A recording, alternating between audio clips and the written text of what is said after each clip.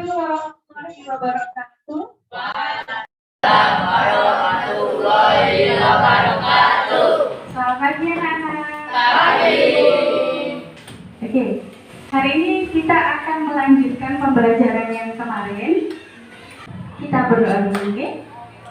Ketua kelas, bisa Ibu minta tolong dipimpin berdoa? Siapa? Oke, silakan. Yang keras suaranya. Di tempat duduk siap gerak. Sebelum memulai pelajaran, marilah kita berdoa. Berdoa mulai. Berdoa selesai. Memberi salam. Assalamualaikum warahmatullahi wabarakatuh. Kita isi daftar hadir dulu, oke? Apaan? Anip? Sultan? Sakit. Shani? Siti? Siapa? Siva? Tengku? Penny? Yusuf? Terima kasih. Nah, sebelum kita mulai pelajaran, biar lebih semangat lagi, kita yel-yel nih. Belajar bersama Pasti bisa. ujian. Pasti ada. Biar tambah semangat, kita nyanyi dulu semua, dimohon berdiri. Majulah kita membela yang benar. Majulah menang.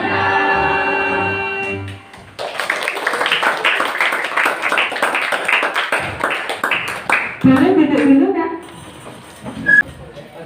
Ada beberapa tujuan dari pembelajaran kita hari ini. Yang pertama adalah peserta didik dapat mengaitkan peristiwa aktual dengan konsep Indonesia sebagai negara hukum, menganalisis praktek pemerintahan berdasarkan Undang-Undang Dasar Negara Republik Indonesia tahun 1945 sebagai konstitusi atau hukum tertinggi di Indonesia. Peserta didik dapat menguraikan proses penyusunan Undang-Undang Dasar Negara Republik Indonesia tahun 1945. Dan yang terakhir, peserta didik dapat membuktikan amandemen yang terjadi pada Undang-Undang Dasar Negara Republik Indonesia tahun 1945. Setiap hari Senin, ketika ada upacara bendera, ada satu sesi yang pasti dilakukan dan ada hubungannya dengan Undang-Undang Dasar Negara Republik Indonesia tahun 1945. Apa itu, nak? Membaca. Oke ya, angkat tangan. Yang mau jawab angkat tangan.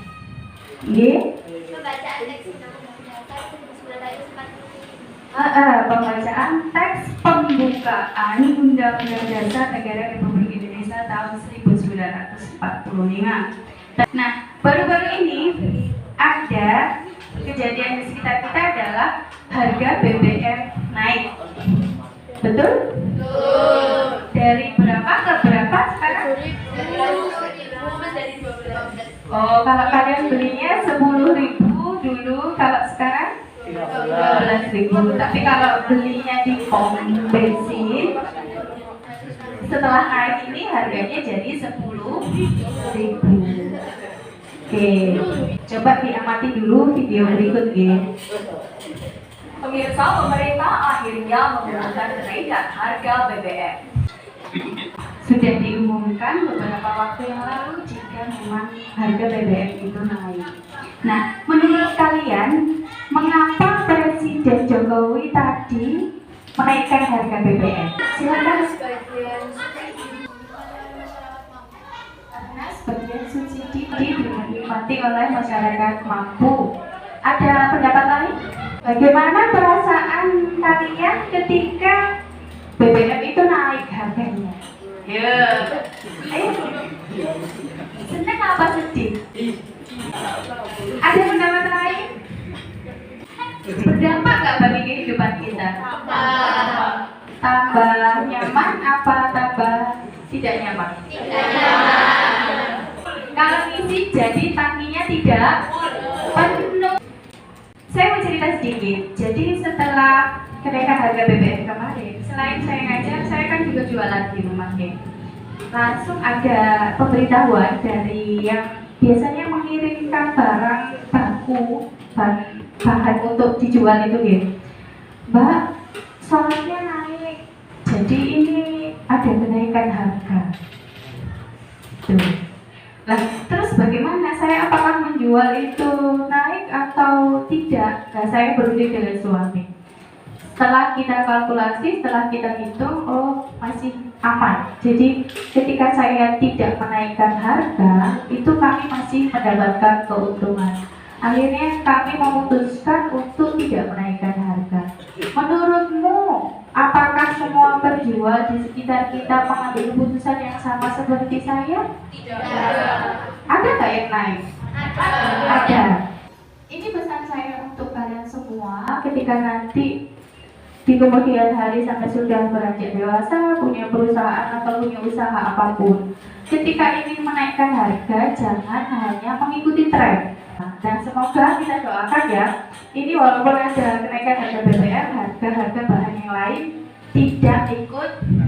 Nah, mengapa presiden itu berhak menaikkan harga BBM? Kalau Bu Fitri gitu boleh ya? Tidak. Nah, karena tidak mempunyai hak. Kalau presiden mempunyai hak?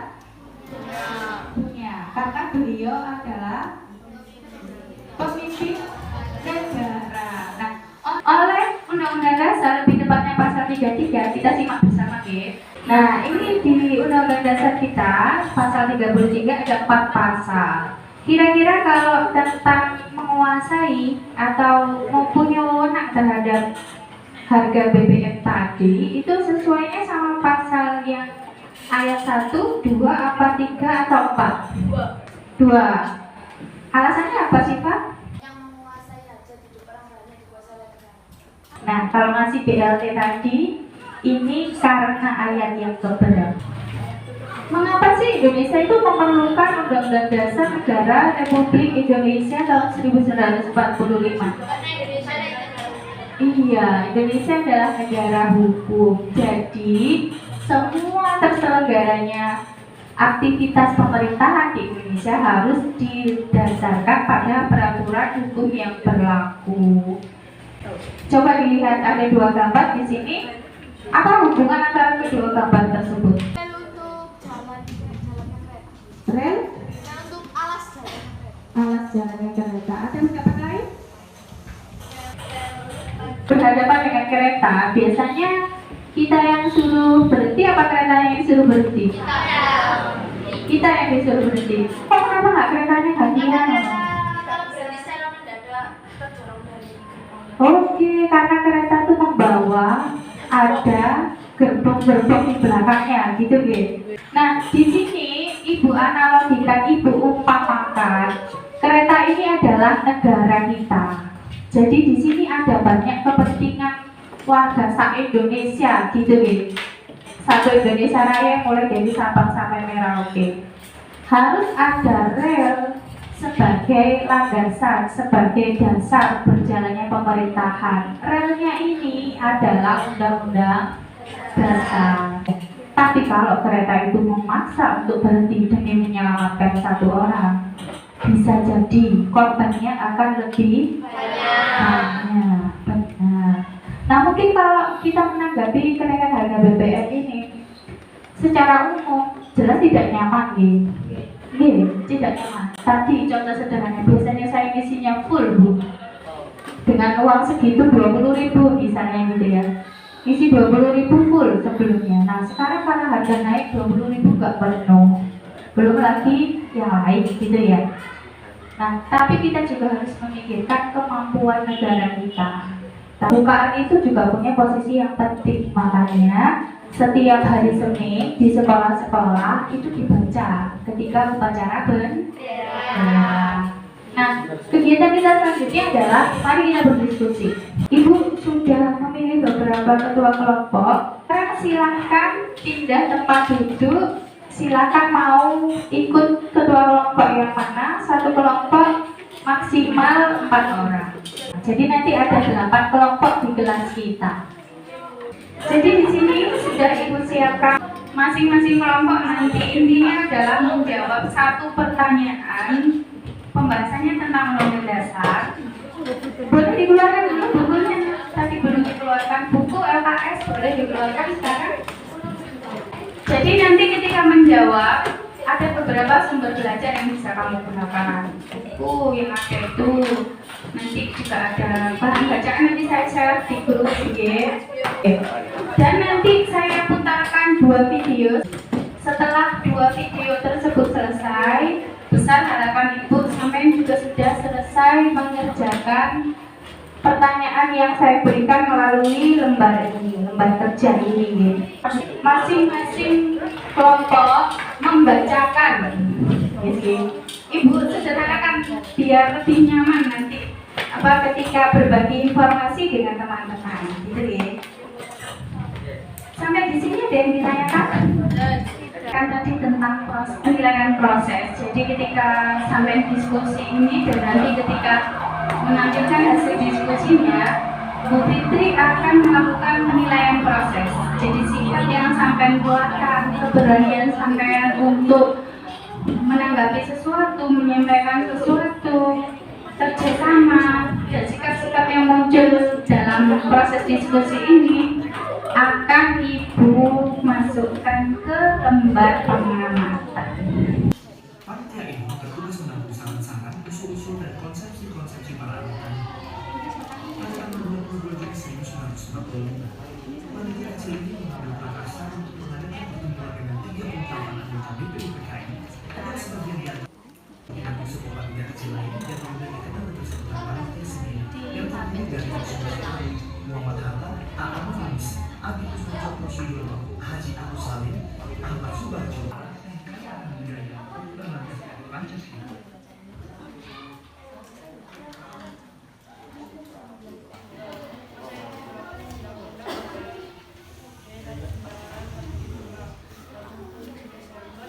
Apakah UGI Indonesia kembali menggunakan UUD 1945? Mengapa Indonesia untuk menggantikan Undang-Undang Dasar sementara? Ada yang mau menambahkan? Iya sih Pak. Karena tidak bisa menyusun undang-undang dasar yang baru.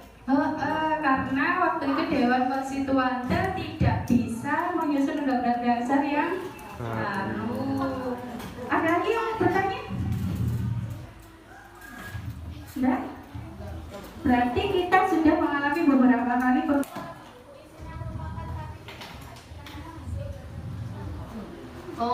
addendum itu.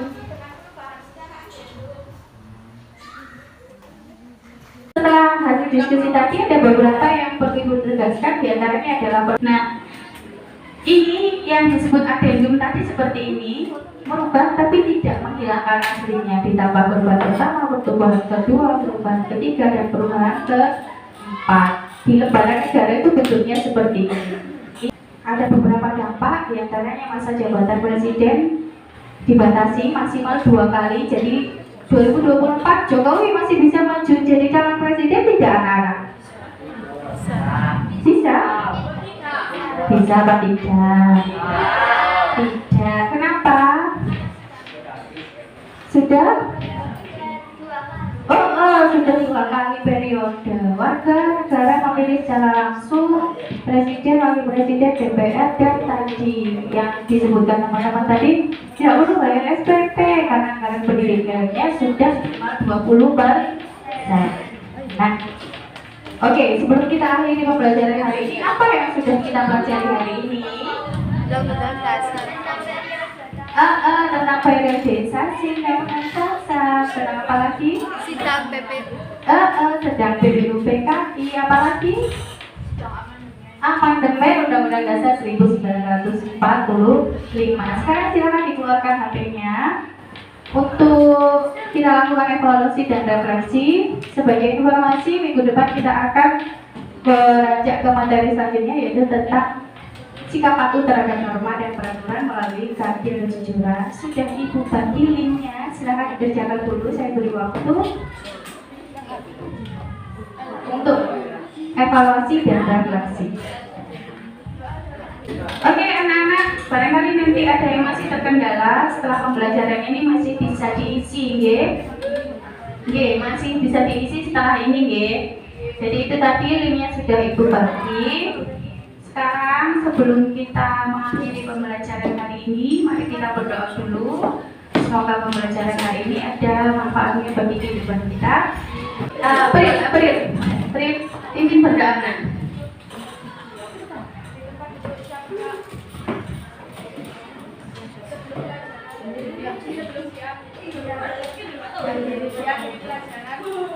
Marilah berdoa. Berdoa mulai.